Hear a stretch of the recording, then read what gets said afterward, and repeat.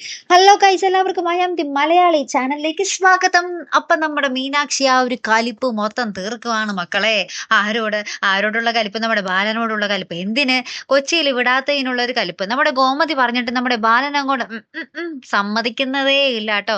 നമ്മുടെ ഗോമതി പറയുന്നുണ്ട്, നമ്മുടെ മീനാക്ഷിക്കൊപ്പം നമ്മുടെ ആകാശം പോയാൽ നല്ലതായിരുന്നു എന്നൊക്കെ പറയുമ്പോൾ നമ്മുടെ ബാലനപ്പൊ തന്നെ, ആകാശിന് അവിടെ കടയിൽ പിടിപ്പത് പണിയൊക്കെ ഉള്ളതാ, നീ എന്തോ ഈ പറയുന്നേ എന്നൊക്കെ പറയുന്നുണ്ട് കേട്ടോ.